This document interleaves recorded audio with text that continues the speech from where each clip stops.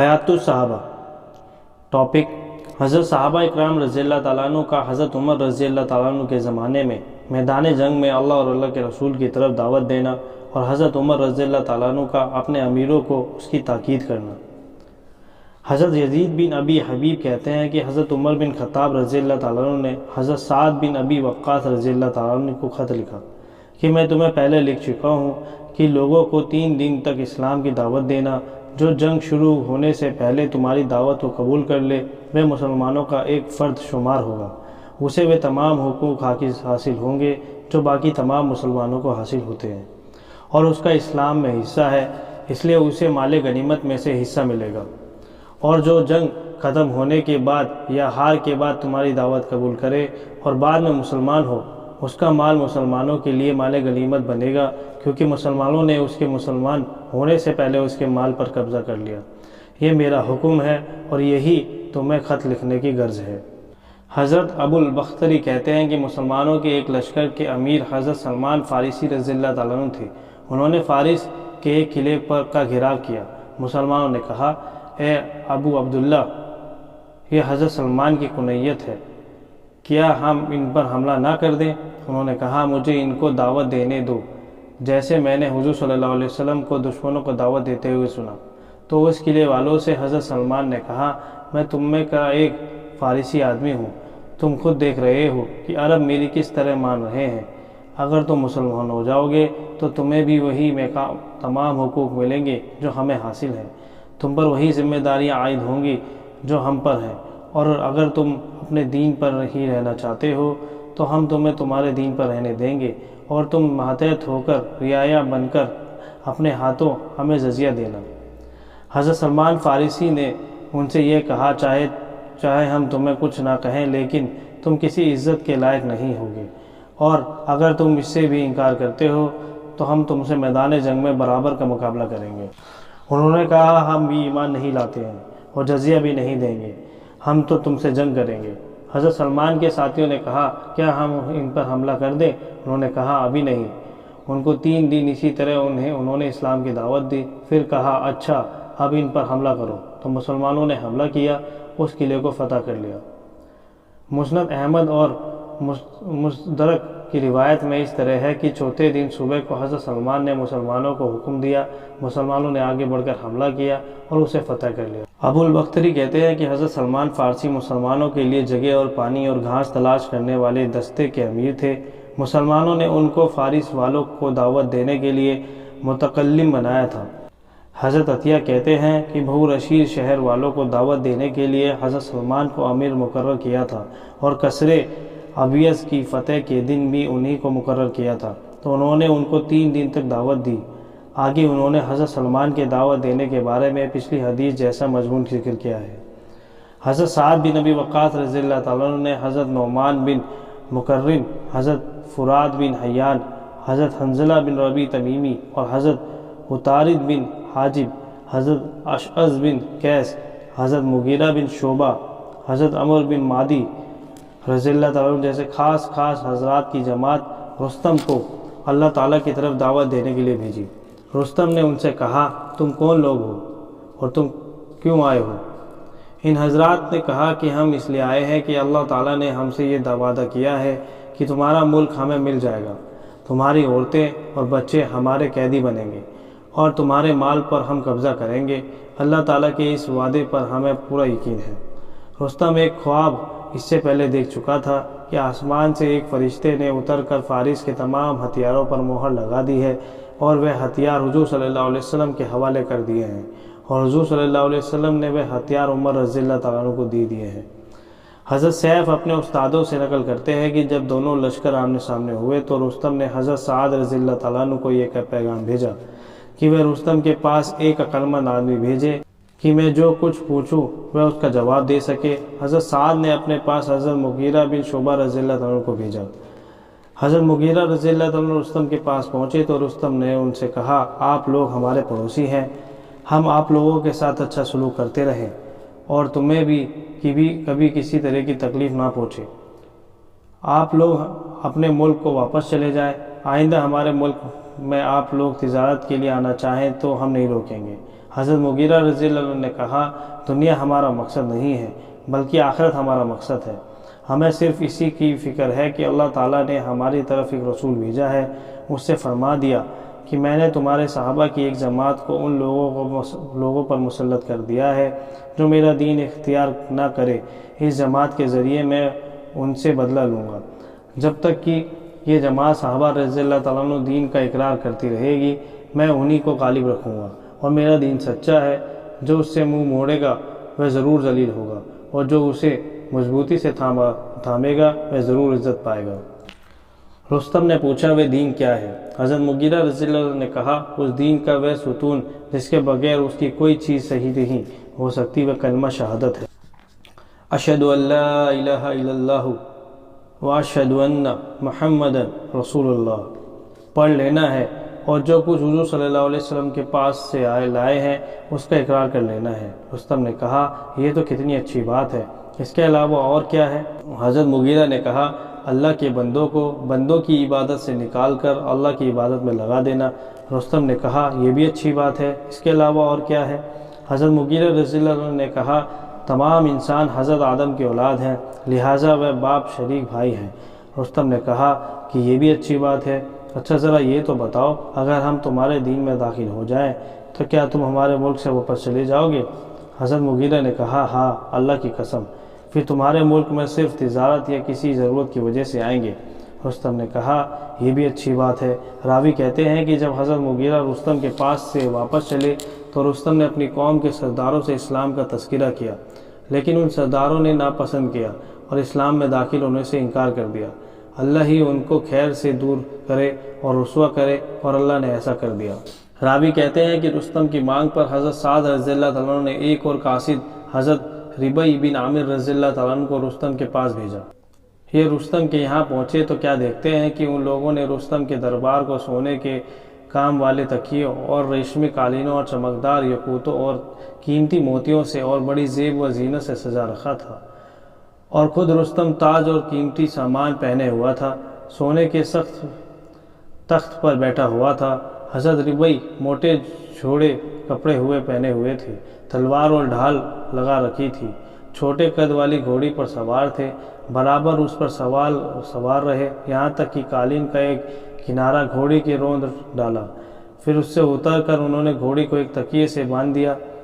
آگے بڑھے تو وہ ہتھیار اور زرہ پہنے ہوئے تھے اور کھود ان کے سر پر رکھی ہوئی تھی۔ ان سے دربانوں نے کہا آپ اپنے ہتھیار اتار دیں۔ حضرت ربیع نے کہا میں خود سے تمہارے پاس نہیں آیا ہوں بلکہ تم لوگوں کے بلانے پر آیا ہوں، اگر تم مجھے ایسے ہی آگے جانے دیتے ہو تو ٹھیک ہے، ورنہ میں یہیں سے واپس چلا جاتا ہوں۔ دربانوں نے رستم سے پوچھا، رستم نے کہا ان کو ایسے ہی آنے دو۔ یہ رستم کی طرف اپنے نیزے سے قالینوں پر ٹیک لگاتے ہوئے آگے بڑھے، یوں اکثر قالین پھاڑ ڈالے۔ حاضرین دربان نے حضرت ربیع سے پوچھا آپ لوگ یہاں کس لیے آئے ہو؟ انہوں نے کہا اللہ تعالیٰ نے ہمیں اس لیے بھیجا ہے کہ جسے اللہ چاہے اسے ہم بندوں کی عبادت سے نکال کر اللہ کی عبادت میں لگا دیں، دنیا کی تنگی سے نکال کر دنیا کی وسعت میں پہنچا، دوسرے دینوں کے مظالم سے نکال کر اسلام کے عدل و انصاف میں داخل کر دیں۔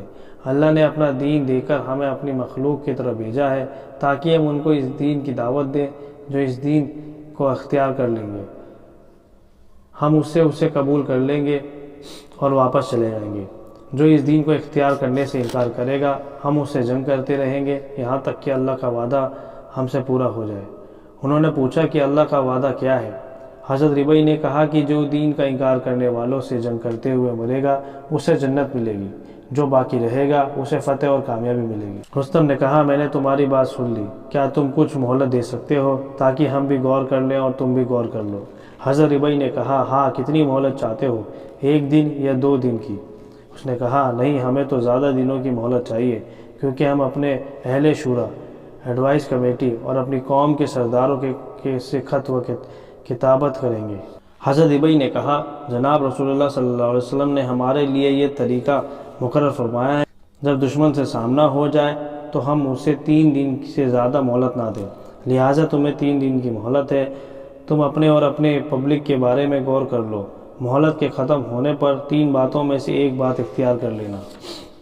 رستم نے کہا کیا تم مسلمانوں کے سردار ہو؟ انہوں نے کہا نہیں، لیکن ہم مسلمان ایک جسم کی طرح ہیں، عام مسلمان بھی پناہ دے گا تو وہ ان کے امیر کو ماننی پڑے گی۔ جس کے بعد حضرت ربیع دربار سے واپس چلے گئے۔ رستم نے اپنی قوم کے سرداروں کو اکٹھا کر کے کہا کیا تم نے اس آدمی کی گفتگو سے زیادہ وزنی اور دو ٹوک گفتگو سنی ہے؟ انہوں نے کہا اللہ کی پناہ اس بات سے کہ تم اس کی کسی چیز کی طرف مائل ہو جاؤ، اپنا دین چھوڑ کر نعوذ باللہ اس کتے کے دین کے اختیار کر لو۔ کیا تم نے اس کے کپڑے نہیں دیکھے؟ رستم نے کہا تمہارا ناز ہو، کپڑوں کو مت دیکھو، سمجھداری اور بات کرنے کے انداز اور عادت کو دیکھو۔ عرب کے لوگ کپڑے اور کھانے کا خاص دھیان نہیں رکھتے، ہاں خاندانی عادتوں کی بڑی حفاظت کرتے ہیں۔ پھر اگلے دن انہوں نے ایک اور آدمی کو بھیجنے کا مطالبہ کیا۔ حضرت سعد نے حضرت حذیفہ بن محصن کو بھیجا، انہوں نے حضرت ربیع جیسی بات کی۔ تیسرے دن حضرت مغیرہ بن شعبہ کو بھیجا، انہوں نے اچھے انداز میں تفصیل سے بات کی۔ رستم نے حضرت مغیرہ سے مذاق اڑاتے ہوئے کہا تم لوگ جو ہمارے علاقے میں داخل ہو گئے ہو تو تمہاری مثال ایک مکھی جیسی ہے، جس نے شہد دیکھا تو کہنے لگی جو مجھے اس شہد تک پہنچا دے گا اسے 2 درہم دوں گی۔ جب وہ مکھی شہد پر گری تو اس میں پھنسنے لگی، تو وہ اب اس سے نکلنے کی کوشش کرنے لگی لیکن نکل نہ سکی۔ کہنے لگی جو مجھے اس سے نکالے گا اسے 4 درہم دوں گی۔ تم لوگ تو اس کمزور دبلی پتلی لومڑی کی طرح سے ہو جسے انگور کے باغ کی 4 دیواروں میں ایک چھوٹا سا سوراخ نظر آیا ہے۔ اس سوراخ سے وہ اندر گھس گئی۔ باغ والے نے دیکھا کہ بیچاری بڑی کمزور اور دبلی پتلی ہے، اسے اس پر ترس آیا، اس نے اسے وہیں رہنے دیا۔ جب باغ میں رہ کر کھا پی کر وہ موٹی ہو گئی تو اس نے باغ کا بہت نقصان کیا۔ باغ والا اسے مارنے کے لیے ڈنڈے اور بہت سے نوجوان لایا۔ لومڑی موٹی ہو چکی تھی، وہ سوراخ تنگ تھا، اس نے سوراخ میں سے بہت نکلنا چاہا لیکن نکل نہ سکی۔ آخر باغ والے نے اسے مار ڈالا۔ تمہیں بھی ایسے ہی ہمارے علاقے سے نکالا جائے گا۔ پھر غصے کے مارے بھڑک اٹھا اور سورج کی قسم کھا کر کہا کہ کل کو میں تم سب کو قتل کر دوں گا۔ حضرت مغیرہ نے کہا تمہیں پتہ چل جائے گا۔ حضرت مغیرہ نے کہا تمہیں پتہ چل جائے گا۔ پھر رستم نے حضرت مغیرہ سے کہا میں کہہ چکا ہوں کہ تم لوگوں کو ایک ایک جوڑا دے دیا جائے، تمہارے امیر کو 1000 دینار اور ایک جوڑا اور ایک سواری دے دی جائے، یہ چیزیں لے لو، پھر تم ہمارے یہاں سے چلے جاؤ۔ حضرت مغیرہ نے کہا تمہیں اب اس کا خیال آ رہا ہے، ہم تو تمہارے ملک کو کمزور کر چکے ہیں، تمہیں بے عزت کر چکے ہیں، ہم ایک عرصے سے تمہارے علاقے میں آئے ہوئے ہیں اور ہم تمہیں اپنا ماتحت بنا کر تم سے جزیہ لیں گے، بلکہ ہم تمہیں زبردستی اپنا غلام بنا لیں گے۔ حضرت مغیرہ نے جب یہ بات کہی تو وہ غصے سے بھڑک اٹھا۔ حضرت ابو وائل کہتے ہیں کہ حضرت سعد رضی اللہ تعالیٰ عنہ مسلمانوں کو ساتھ لے کر چلے، یہاں تک کہ مقام قادسیہ میں پڑاؤ ڈالا۔ مجھے پوری طرح یاد نہیں لیکن ہم لوگ شاید 7 یا 8 ہزار سے زیادہ نہیں ہوں گے۔ مشرکین کی تعداد 30,000 تھی۔ اس روایت میں تو یہی تعداد ہے، لیکن البدایہ میں سیف وغیرہ کی روایت میں مشرکین کی تعداد 80,000 بتائی گئی ہے۔ ایک روایت میں یہ ہے کہ رستم 1,20,000 کے لشکر میں تھا، 80,000 کا لشکر پیچھے آ رہا تھا اور رستم کے ساتھ 33 ہاتھی تھے، جس میں سابور کا ایک سفید ہاتھی بھی تھا جو سب ہاتھیوں میں بڑا تھا، سب سے آگے تھا، تمام ہاتھی اس سے مانوس تھے۔ البدایہ کی روایت ختم ہو گئی، اس جیسی اور تعداد بھی آئی ہے۔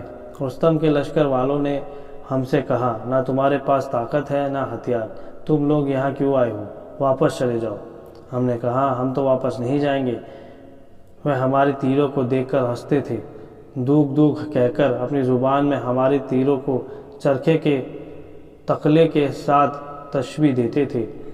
جب ہم نے ان کی بات مان کر واپس جانے سے انکار کر دیا تو انہوں نے کہا اپنے سمجھدار آدمیوں میں سے ایک سمجھدار آدمی ہمارے پاس بھیجو جو ہمیں کھول کر بتائے کہ آپ لوگ یہاں کیوں آئے ہو۔ حضرت مغیرہ بن شعبہ نے کہا میں ان کے پاس جاتا ہوں، اس لیے وہ دریا پار کر کے ان کے پاس گئے، تخت پر رستم کے پاس بیٹھ گئے۔ اس بار دربار والے گرائے اور چلائے۔ حضرت مغیرہ نے کہا اس تخت پر بیٹھنے سے میرا درجہ بڑا نہیں ہے اور تمہارا سردار کا درجہ گھٹا نہیں۔ رستم نے کہا تم نے ٹھیک کہا، تم لوگ یہاں کیوں آئے ہو؟ حضرت مغیرہ نے کہا ہماری قوم برائی اور گمراہی میں مبتلا تھی اللہ تعالیٰ نے ہماری طرف ایک نبی بھیجا، ان کے ذریعے سے اللہ تعالیٰ نے ہمیں ہدایت دی، ہم لوگوں کو ان کے ہاتھوں بہت رزق دیا، اس رزق میں وہ دانہ بھی تھا جو اس علاقے میں پیدا ہوتا ہے۔ جب وہ دانہ ہم لوگوں نے کھایا، اپنے گھر والوں کو کھلایا، تو ہمارے گھر والوں نے کہا کہ اب ہم اس دانے کے بغیر نہیں رہ سکتے، ہمیں اس علاقے میں لے چلو تاکہ ہم یہ دانہ کھایا کریں۔ رستم نے کہا اب تو ہم تمہیں ضرور قتل کر دیں گے۔ حضرت مغیرہ نے کہا اگر تم ہمیں قتل کرو گے تو ہم جنت میں جائیں گے، اگر ہم تمہیں قتل کر دیں گے تم جہنم میں جاؤ گے، اگر تم اسلام قبول نہیں کرتے ہو تو جنگ نہ کرو بلکہ جزیہ دے دو۔ جب حضرت مغیرہ نے یہ کہا کہ تم جزیہ دے دو، وہ سب گھبرائے اور چیخنے لگے اور کہنے لگے ہماری تمہاری صلح نہیں ہو سکتی۔ حضرت مغیرہ نے کہا لڑنے کے لیے تم دریا پار کر کے ہمارے پاس آؤ گے یا ہم تمہارے پاس دریا پار کر کے آئیں؟ رستم نے کہا ہم دریا پار کر کے آئیں گے۔ مسلمان پیچھے ہٹ گئے تو رستم کے لشکر نے دریا پار کر لیا۔ صحابہ کرام رضی اللہ تعالیٰ نے اس زور سے ان پر حملہ کیا کہ ان کو شکست دے دی۔ حضرت معاویہ بن قرہ رضی اللہ عنہ فرماتے ہیں کہ جنگ قادسیہ کے دن حضرت مغیرہ بن شعبہ رضی اللہ تعالیٰ عنہ کو فارس کے سپہ سالار رستم کے پاس بھیجا گیا۔ انہوں نے کہا میرے ساتھ 10 آدمی اور بھیجو، تو ان کے ساتھ 10 آدمی اور بھیجے گئے۔ انہوں نے اپنے کپڑے ٹھیک کیے، ڈھال اٹھائی اور چل دیے، یہاں تک کہ اس سپہ سالار کے پاس پہنچ گئے۔ وہاں پہنچ کر انہوں نے اپنے ساتھیوں سے کہا میرے لیے ڈھال بچھا دو۔ انہوں نے بچھا دی، اس پر بیٹھ گئے۔ اس موٹے تازے عزمی کافر نے کہا اے عرب کے رہنے والوں، میں جانتا ہوں کہ تم لوگ کیوں آئے ہو۔ تم اس لیے آئے ہو کہ تمہیں اپنے ملک میں پیٹ بھر کر کھانا نہیں ملتا، تمہیں جتنا غلہ چاہیے ہم تمہیں دے دیں گے۔ ہم لوگ آتش پرست ہیں، تمہیں قتل کرنا اچھا نہیں سمجھتے کیونکہ تمہیں قتل کرنے سے ہماری زمین ناپاک ہو جائے گی۔ حضرت مغیرہ نے کہا اللہ کی قسم ہم اس وجہ سے نہیں آئے، ہم تو اس وجہ سے آئے ہیں کہ ہم لوگ پتھروں اور بتوں کی عبادت کیا کرتے تھے۔ جب کوئی اچھا پتھر نظر آتا تو پہلے کو پھینک کر اس کی عبادت شروع کر دیتے۔ ہم پروردگار کو نہیں پہچانتے تھے، یہاں تک کہ اللہ تعالیٰ نے ہم میں سے ہی ہماری طرف ایک رسول بھیجا، اس نے ہمیں اسلام کی دعوت دی، ہم نے ان کی پیروی کر لی۔ ہم غلہ لینا نہیں آئے، ہمیں اس بات کا حکم دیا گیا ہے کہ ہمارا جو دشمن اسلام کو چھوڑ دے ہم اس سے جنگ کریں۔ ہم غلہ لینے نہیں آئے، ہم تو اس لیے آئے ہیں کہ تمہارے نوجوانوں کو قتل کر دیں، تمہارے بیوی بچوں کو قید کر لیں۔ باقی تم نے جو ہمارے ملک میں کھانے کی کمی کا ذکر کیا وہ ٹھیک ہے، میری زندگی کی قسم واقعی ہمیں اتنا کھانا نہیں ملتا جس سے ہمارا پیٹ بھر جائے، اور ہمیں اتنا پانی نہیں ملتا جس سے ہماری پیاس بجھ جائے۔ ہم تمہاری زمین میں آئے ہیں، ہم نے یہاں غلہ اور پانی بہت پایا ہے، اللہ کی قسم اب ہم اس علاقے کو نہیں چھوڑیں گے، یا تو یہ سرزمین ہمارے حصے میں آ جائے یا تمہیں مل جائے۔ اس عزمی کافر نے فارسی میں کہا یہ آدمی ٹھیک کہہ رہا ہے۔ حضرت مغیرہ سے عزمی کافر نے کہا آپ کی تو کل آنکھ پھوڑ دی جائے گی۔ پھر اگلے دن حضرت مغیرہ کو ایک نامعلوم تیر لگا اور واقعی ان کی آنکھ خراب ہو گئی۔ سیف رحمۃ اللہ علیہ کہتے ہیں کہ حضرت سعد رضی اللہ تعالیٰ نے جنگ سے پہلے اپنے ساتھیوں کی ایک جماعت کسریٰ کے پاس اللہ کی طرف دعوت دینے کے لیے بھیجی۔ ان حضرات نے کسریٰ کے دربار میں پہنچ کر داخل کی اجازت مانگی، اس نے ان حضرات کو اجازت دے دی۔ شہر والے ان کو دیکھنے کے لیے باہر نکل آئے کہ ان کی شکل پر صورت کیسی ہے۔ ان حضرات کی چادریں کندھوں پر پڑی ہوئی تھی، ہاتھوں میں کوڑے پکڑے ہوئے تھے، پاؤں میں چپلیں پہن رکھی تھی، کمزور گھوڑوں پر سوار تھے، کمزوری کی وجہ سے لڑکھڑا رہے تھے۔ شہر والے ان تمام باتوں کو دیکھ کر بہت زیادہ حیران ہو رہے تھے کہ کیسے ان جیسے انسان ان کے لشکروں پر غالب آ جاتے ہیں، حالانکہ ان کے لشکروں کی تعداد اور ان کا سامان کہیں زیادہ ہے۔ اجازت ملنے پر یہ حضرات شاہ یزدرج کسریٰ کے دربار میں گئے، اس نے انہیں اپنے سامنے بٹھایا۔ وہ بڑا مغرور اور بے ادب تھا، اس نے ان کے لباس اور جوتیوں اور چادروں اور کوڑوں کے نام پوچھنے شروع کر دیے۔ وہ جس چیز کا بھی نام بتاتے وہ اس سے اپنے لیے نیک فعل نکالتا، لیکن اللہ تعالیٰ نے ان کے ہر فعل کو اس کے لیے سر الٹا دے مارا۔ پھر اس نے ان حضرات سے کہا تمہیں کون سی چیز اس علاقے میں لے آئی ہے؟ ہماری آپس کی خانہ جنگی کی وجہ سے تم یہ سمجھ بیٹھے کہ ہم لوگ کمزور پڑ گئے، اس لیے تم میں ہم پر حملہ کرنے کی ہمت پیدا ہو گئی۔ حضرت نعمان بن مکرم نے کہا کہ اللہ تعالیٰ نے ہم پر ترس کھا کر ہماری طرف ایک رسول بھیجا جو ہمیں نیکی کے کام بتاتے تھے، ان کے کرنے کا حکم دیتے تھے اور برائی کے کام بتلا کر ہمیں اس سے روکتے تھے۔ ان کی بات ماننے پر اللہ تعالیٰ نے ہم سے دنیا و آخرت کی بھلائی کا وعدہ کیا ہے۔ آپ نے جس قبیلے کو اس کی دعوت دی اس کو دو حصے ہو گئے، کچھ آپ کا ساتھ دیتے ہیں، کچھ آپ سے دور رہتے ہیں۔ صرف خاص لوگ گنے چنے آپ کے دین میں داخل ہوتے ہیں۔ ایک عرصے تک آپ اسی طرح دعوت دیتے رہے، پھر اللہ تعالیٰ نے آپ کو حکم دیا اپنے مخالف عربوں پر چڑھائی کر دیں، پہل ان عربوں سے کریں، بعد میں دوسرے ملکوں سے۔ سو آپ نے ایسا ہی کیا، سارے عرب آپ کے دین میں داخل ہو گئے، کچھ مجبور ہو کر زبردستی داخل ہوئے، لیکن بعد میں وہ بھی خوش ہو گئے، کچھ شروع سے ہی خوشی خوشی داخل ہو گئے، ان کی خوشی بڑھتی رہی۔ ہم سب نے کھلی آنکھوں سے دیکھ لیا، ہم زمانہ جہالت میں جس دشمنی اور تنگی میں تھے، آپ کا لایا ہوا دین اس سے 1000 درجے بہتر ہے۔ انہوں نے ہمیں حکم دیا کہ ہم آس پاس کی قوموں میں دعوت کا کام شروع کر دیں، انہیں ہم عدل و انصاف کی دعوت دیں۔ اس لیے ہم تمہیں اپنے دین اسلام کی دعوت دیتے ہیں جو ہر اچھی بات اور اچھا کہتا ہے اور ہر بری بات کو برا کہتا ہے، اور اگر تم اسلام میں داخل ہونے سے انکار کرو تو پھر ذلت کے 2 کاموں میں سے کم ذلت والا کام اختیار کر لو، وہ یہ ہے کہ جزیہ ادا کرنا۔ اگر تم اس سے بھی انکار کر لیتے ہو تو پھر جنگ ہے، تم ہمارے دین کو اختیار کر لو گے تو ہم تم میں اللہ کی کتاب چھوڑ کر جائیں گے اور تمہیں اس پر ڈال کر جائیں گے، تم اس کتاب کے احکام کے مطابق فیصلہ کرو، ہم تمہارے علاقے سے واپس چلے جائیں گے، پھر تم ہوگے اور تمہارا علاقہ جو چاہے کرو۔ اگر تم جزیہ دینے کے لیے تیار ہو جاؤ گے تو ہم اسے قبول کر لیں گے، ہم تمہاری ہر طرح حفاظت کریں گے، ورنہ ہم تم سے لڑیں گے۔ اس پر یزدجرج بولا کہ روئے زمین پر کوئی قوم میرے علم میں ایسی نہیں جو تم سے زیادہ بدبخت ہو، اس کی تعداد تم سے کم ہو، اس کے آپس کے تعلقات تم سے زیادہ بگڑے ہوئے ہوں۔ ہم نے تو تمہیں آس پاس کی بستیوں کے حوالے کیا ہوا تھا کہ وہ ہمارے بغیر خود ہی تم سے نپٹ لیا کرے۔ آج تک کبھی فارس نے تم پر حملہ نہیں کیا، نہ تمہارا یہ خیال تھا کہ تم فارس والوں کے سامنے ٹھہر سکتے ہو۔ اگر تمہاری تعداد بڑھ گئی تو ہمارے بارے میں تم دھوکے میں نہ رہو، مگر اگر معاشہ کی تنگی نے تمہیں یہاں آنے پر مجبور کیا ہے تو ہم تمہارے لیے امداد مقرر کر دیتے ہیں جو تمہیں اس وقت تک ملتی رہے گی جب تک تم خوشحال نہ ہو جاؤ۔ ہم تمہارے ممتاز لوگوں کا اکرام کریں گے، ان کو جوڑے بھی دیں گے، تم لوگوں پر ایسا بادشاہ مقرر کریں گے جو تمہارے ساتھ نرمی برتے۔ یہ سن کر اور حضرت جو خاموش رہے، لیکن حضرت مغیرہ بن شعبہ رضی اللہ عنہ نے کھڑے ہو کر کہا، اے بادشاہ، یہ عرب کے سردار اور ممتاز لوگ ہیں، یہ سب شریف ہیں اور شریفوں سے شرماتے ہیں اور شریفوں کا اکرام شریف ہی کیا کرتے ہیں اور شریفوں کے حقوق کو شریف ہی بڑا سمجھتے ہیں۔ ان کو تم سے جتنی باتیں کہنے کے لیے بھیجا تھا انہوں نے ابھی وہ ساری باتیں تم سے نہیں کہی ہیں، انہوں نے تمہاری ہر بات کا جواب نہیں دیا ہے، انہوں نے یہ اچھا کیا اور ان کے لیے یہی مناسب تھا۔ مجھ سے بات کرو، میں تمہاری ہر بات کا جواب دوں گا، یہ سب اس کی گواہی دیں گے۔ تم نے ہمارے جو حالات بتائے ہیں تم ان کو پوری طرح نہیں جانتے، میں تمہیں بتاتا ہوں۔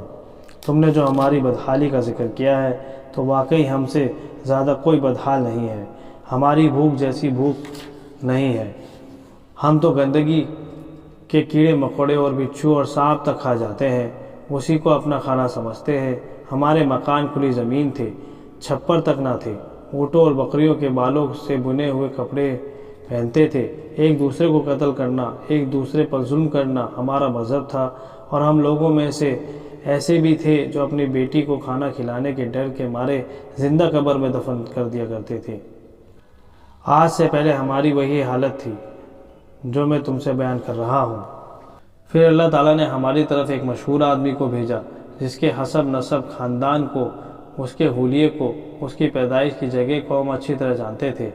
اس کی زمین ہماری زمین سے سب سے بہترین زمین تھی، اس کا حسب نسب ہمارے حسب نسب سے بہتر تھا، اس کا گھر ہمارے گھروں سے اعلیٰ تھا، اس کا قبیلہ ہمارے قبیلوں سے افضل تھا، عربوں کے تمام برے حالات کے باوجود وہ خود بھی اپنی ذات کے اعتبار سے ہم میں سے سب سے بہترین تھا، ہم میں سب سے زیادہ سچے اور سب سے زیادہ بردبار تھے۔ انہوں نے ہمیں اسلام کی دعوت تھی، اس لیے سب سے پہلے ان کی دعوت کو اس آدمی نے قبول کیا جو ان کا عمر اور بچپن کا ساتھی تھا، وہیں ان کے بعد ان کا خلیفہ بنا۔ وہ ہم سے کہتے، ہم ان کو الٹی سناتے، وہ سچ بولتے، ہم جھوٹ بولتے۔ آخر ان کے ساتھی بڑھتے گئے، ہماری تعداد گھٹتی گئی، جو باتیں انہوں نے کہی تھی وہ سب ہو کر رہیں۔ آخر اللہ تعالیٰ نے ہمارے دلوں کو ان کا سچا ماننے اور ان کی پیروی کرنے کا جذبہ پیدا کر دیا۔ وہ ہمارے اور اللہ رب العالمین کے بیچ واسطہ تھے۔ انہوں نے ہم سے جتنی باتیں کہیں وہ حقیقت میں اللہ نے ہی کی، انہوں نے ہمیں جتنے حکم دیے وہ حقیقت میں اللہ ہی کے حکم تھے۔ انہوں نے ہم سے کہا کہ تمہارا رب اللہ ہے، میں اللہ ہوں، اکیلا ہوں، میرا کوئی شریک نہیں۔ جب کچھ نہیں تھا میں اس وقت بھی تھا، میری ذات کے علاوہ ہر چیز فنا ہو جائے گی، میں نے ہر چیز کو پیدا کیا ہے، ہر چیز لوٹ کر میرے پاس آئے گی۔ میری رحمت تمہاری طرف متوجہ ہوئی، اس لیے میں نے تمہاری طرف اس آدمی کو بھیجا تاکہ تمہیں اس راستے پر ڈال دوں جس کی وجہ سے میں تمہیں مرنے کے بعد اپنے عذاب سے بچاؤں، اپنے گھر جنت میں پہنچا دوں۔ اس لیے ہم گواہی دیتے ہیں کہ حضرت حضور صلی اللہ علیہ وسلم کے پاس سے حق لے کر آئے تھے، اور تمہارے رب نے کہا جو تمہارے اس دین کو اختیار کرے گا اس کو وہ حقوق حاصل ہوں گے جو تمہیں حاصل ہے، اس پر وہ ذمہ داریاں آئیں گی جو تم پر ہے، اور جو اس دین سے انکار کر لے گا اس پر جزیہ پیش کرو، پھر اس کی ان تمام چیزوں سے حفاظت کرو جن سے تم اپنی حفاظت کرتے ہو۔ جو جزیہ دینے سے بھی انکار کر دے اس سے جنگ کرو، میں ہی تمہارے بیچ فیصلہ کرنے والا ہوں۔ تم میں سے جو شہید کیے جائیں گے اسے اپنی جنت میں داخل کروں گا، اور جو باقی رہے گا اس کے دشمن کے خلاف اس کی مدد کروں گا۔ اب تم چاہو تو ماتحت بن کر جزیہ دے دو، اور چاہو تو تلوار لے کر جنگ کر لو یا مسلمان ہو کر خود کو بچا لو۔ یزدرج نے کہا تم میرے سامنے ایسی باتیں کر رہے ہو۔ حضرت مغیرہ نے کہا جس نے مجھ سے بات کی ہے میں اسی کے سامنے وہ باتیں کر رہا ہوں، اگر تمہارے علاوہ کوئی اور میرے ساتھ بات کرتا تو میں تمہارے سامنے یہ باتیں نہ کرتا۔ یزدرج نے کہا اگر یہ دستور نہ ہوتا کہ قاصد کو قتل نہیں کیا جاتا تو میں تم سب کو قتل کر دیتا۔ تم لوگوں کے لیے میرے پاس کچھ نہیں ہے۔ اپنے درباریوں سے کہا مٹی کا ایک ٹوکرا لاؤ اور اس میں جو سب سے بڑا ہے اس کے سر پر رکھ دو، اسے پیچھے سے ہانکتے رہو یہاں تک کہ وہ مدائن شہر کی آبادی سے نکل جائے۔ اور صحابہ کرام صلی اللہ علیہ وسلم سے کہا تم لوگ اپنے امیر کے پاس جا کر اسے بتا دو کہ اس کی طرف رستم کو بھیجا رہا ہوں تاکہ وہ اسے اور اس کے لشکر کے قادسیوں کی خندق میں دفن کر دے، اسے اور تم لوگوں کو بعد والوں کے لیے عبرت بنا دے۔ پھر میں اس کو تمہارے ملک میں بھیجوں گا۔ صابون کی طرف سے تم لوگوں کو جتنی بھی مصیبت اٹھانی پڑی میں تم لوگوں کو اس سے زیادہ مصیبت میں گرفتار کر دوں گا۔ پھر اس نے پوچھا تم میں سب سے بڑا کون ہے؟ سب لوگ خاموش رہے۔ حضرت عاصم بن عمرو رضی اللہ عنہ نے خود مٹی لے لینے کے لیے بغیر مشورے کے کہہ دیا میں ان کا بڑا اور ان کا سردار ہوں، یہ مٹی میرے اوپر لاد دو۔ یزدرج نے پوچھا یہ بات اسی طرح ہے؟ دوسرے صحابہ نے کہا ہاں۔ تو انہوں نے حضرت عاصم کی گردن پر میں مٹی لاد دی۔ میں مٹی لے کر دربار اور شاہی محل سے باہر آئے، اپنی سواری پر اس مٹی کو رکھا، اس پر بیٹھ کر اسے تیز دوڑایا، یہ مٹی لے کر حضرت سعد رضی اللہ عنہ کے پاس جلد پہنچ جائے۔ حضرت عاصم اپنے ساتھیوں سے آگے نکل گئے اور وہ مسلسل چلتے رہے یہاں تک کہ باب قدیس سے آگے چلے گئے۔ کہا امیر کو کامیابی کی بشارت سنا دو، انشاءاللہ ہم کامیاب ہو جائیں گے۔ بظاہر باب قدیس کے قریب حضرت سعد کا قیام تھا۔ آگے بڑھتے چلے یہاں تک کہ حدود عرب میں جا کر اس مٹی کو ڈال دیا، پھر واپس آ کر حضرت سعد کی خدمت میں حاضر ہوئے، انہیں ساری بات بتائی تو حضرت سعد نے کہا اللہ کی قسم اللہ نے ہمیں اس مٹی کی شکل میں ان کے ملک کی چابیاں دے دی، اور سب نے اس سے ان کے ملک پر قابض ہو جانے کی فال لی۔ حضرت محمد رحمۃ اللہ علیہ اور حضرت طلحہ رحمۃ اللہ علیہ وغیرہ بیان کرتے ہیں کہ جب جنگ تکریت کے موقع پر رومیوں نے یہ دیکھا کہ جب وہ بھی مسلمانوں کی طرف بڑھے انہیں منہ کی کھانی پڑی۔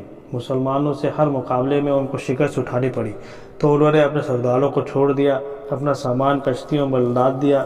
عرب کے عیسائی قبائل تغلیب اور ایاد اور نمیر کے نمائندے تھے، یہ ساری خبر لے کر مسلمانوں کے امیر حضرت عبداللہ بن معتم کے پاس آئے اور ان سے یہ درخواست کی کہ عرب کے ان قبائل سے مسلمان صلح کر لیں، اور انہوں نے حضرت عبداللہ کو بتایا کہ وہ تمام قبیلے ان کی ماننے کو تیار ہو چکے ہیں۔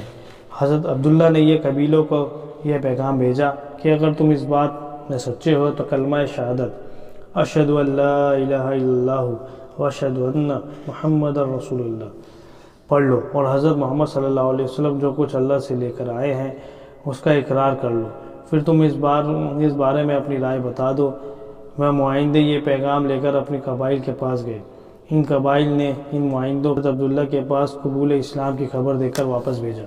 حضرت خالد اور حضرت عبادہ رضی اللہ عنہ فرماتے ہیں کہ حضرت عمر رضی اللہ تعالیٰ عنہ کے شام سے مدینہ واپس جانے کے بعد حضرت عمر بن عاص رضی اللہ تعالیٰ عنہ کی طرف روانہ ہوئے، یہاں تک کہ باب علیون مقام تک پہنچ گئے۔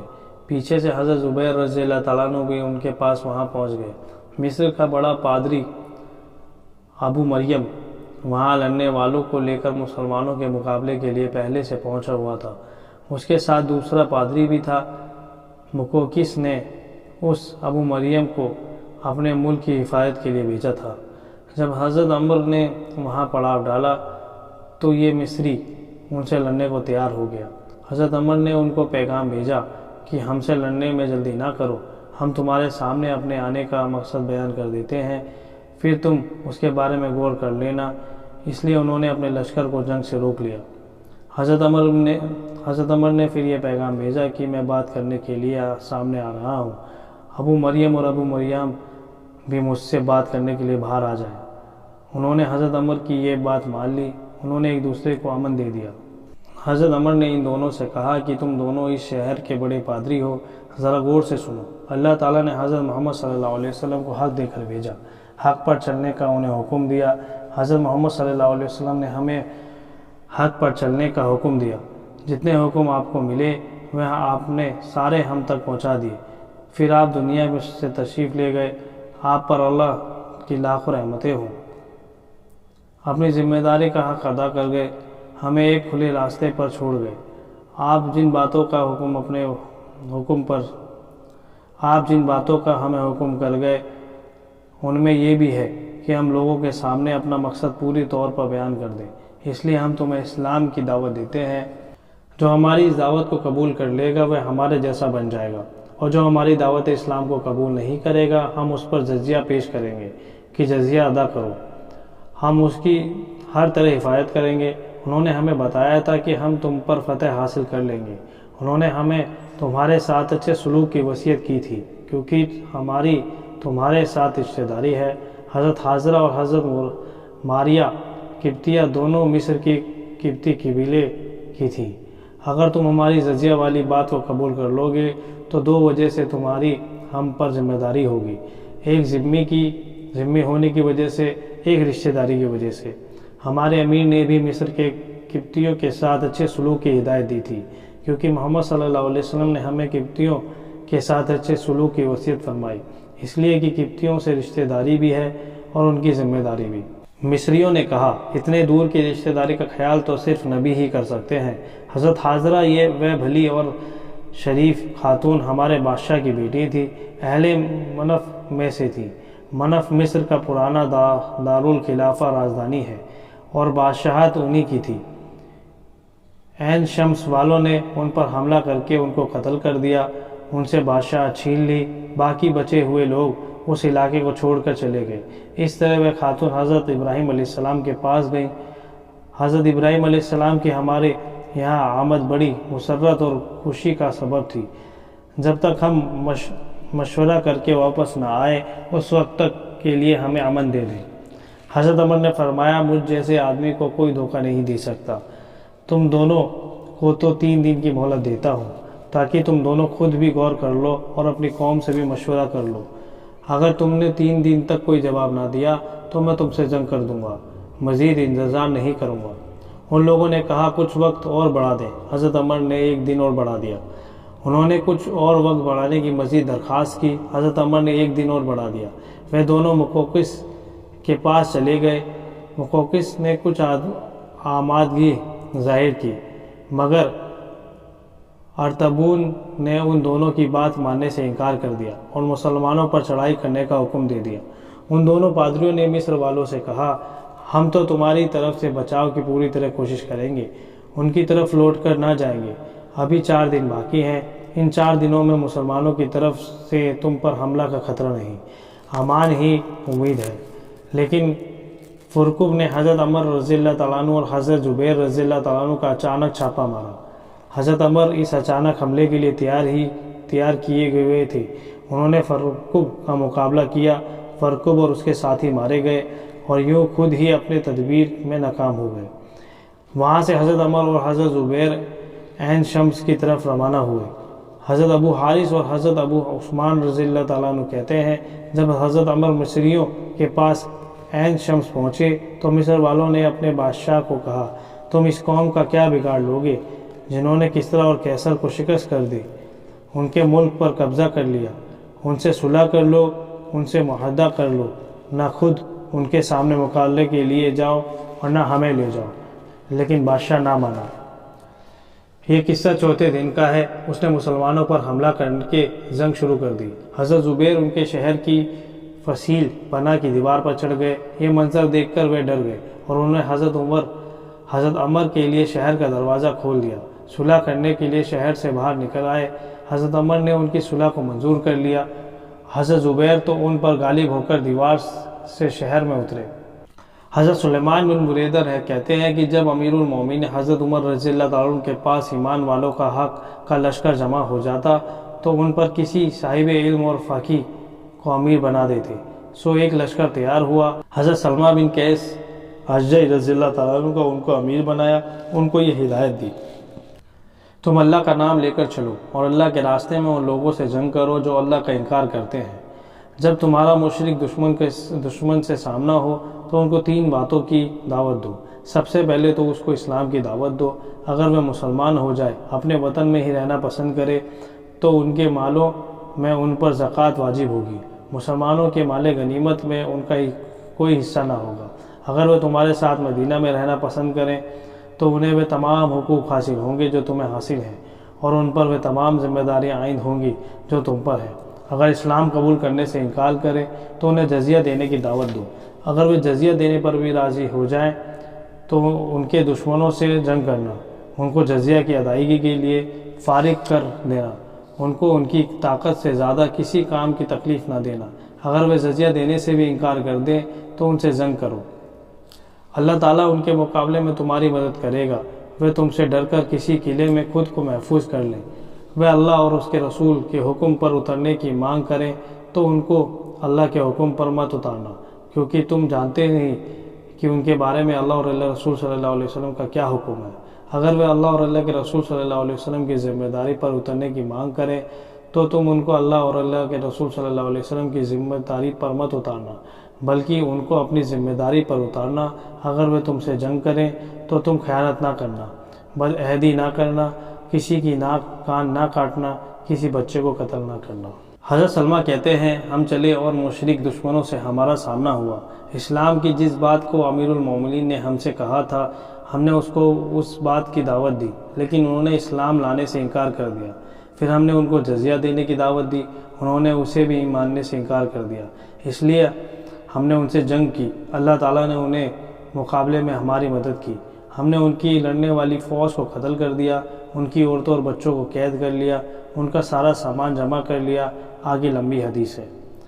حضرت ابو موسیٰ کہتے ہیں کہ جب حضرت ابو موسیٰ اشعری رضی اللہ تعالیٰ عنہ اصفہان پہنچے تو انہوں نے وہاں لوگوں پر اسلام کو پیش کیا۔ انہوں نے اسے قبول کرنے سے انکار کر دیا۔ پھر حضرت اشعری نے جزیہ دینے ادا کرنے کی بات ان کے سامنے رکھی تو انہوں نے اس پر ان سے صلح کر لی۔